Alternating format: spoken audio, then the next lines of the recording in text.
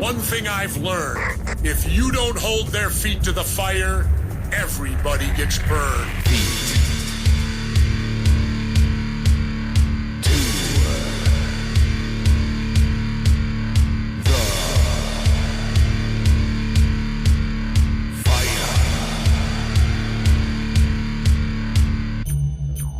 Hold on. Before you start waving around that freedom of speech thing, when you're at a crowded movie theater and you scream fire, you better be able to smell smoke. You come on this radio show and you start saying inconsiderate things like that, you better have more behind you, pal, than just your thumb.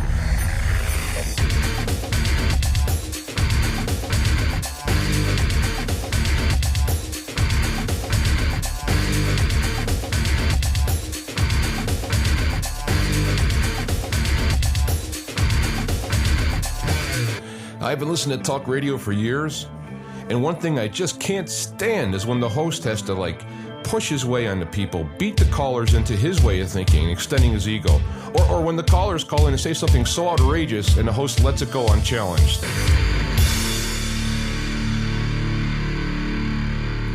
The sign you're on the road to truth is the lack of contradiction.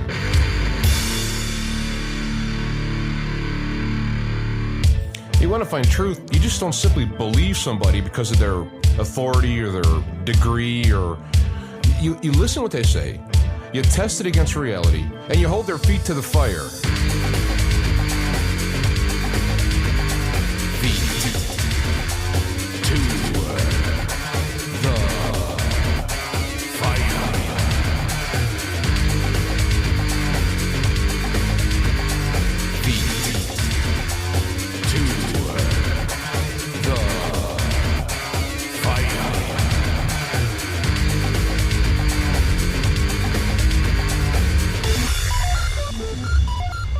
We're back and we're live. Feet to the fire. I'm your host, James. Out the check the Black Knight of Talk Radio live, and soon it will be uploaded to YouTube once completed, as well as BitChute, the latter being the video that I guess we should be moving to, and it is live now in the Spreaker system, which is a nice little system.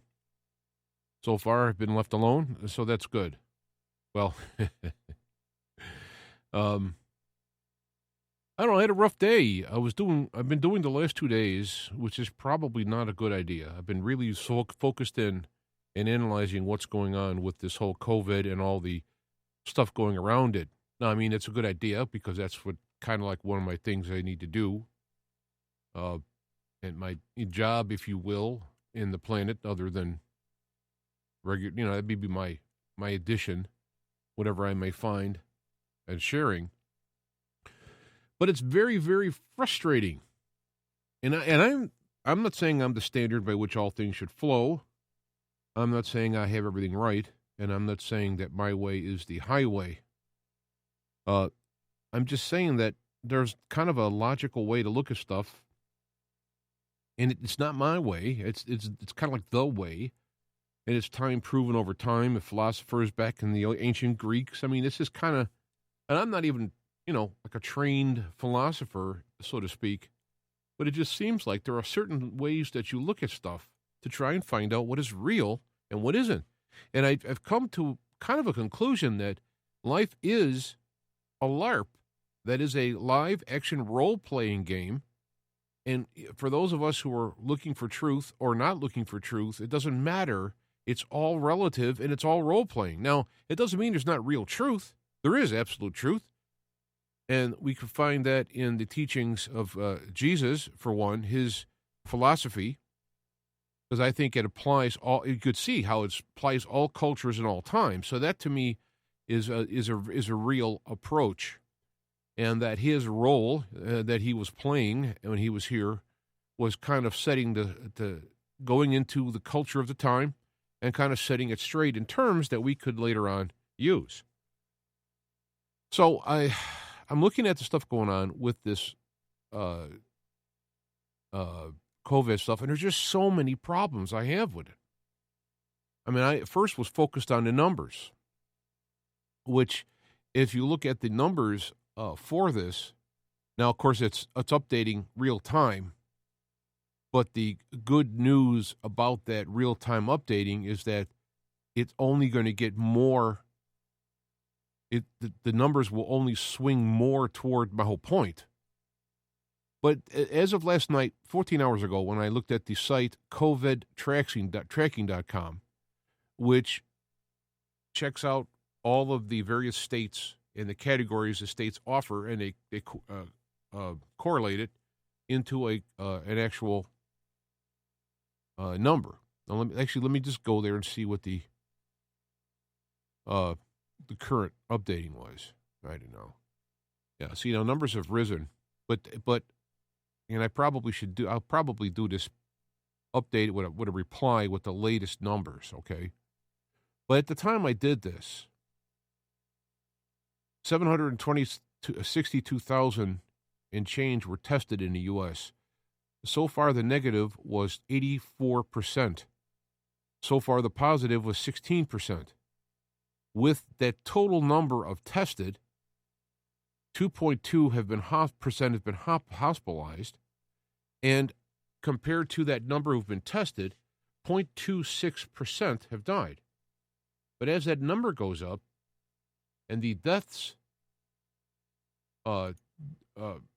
rise smaller than the test numbers, the odds go down. And as the hospitalized numbers goes up and the positive numbers goes up, the negative numbers go up as well. My whole point of doing this is that these numbers aren't a big deal in the scope of regular flu.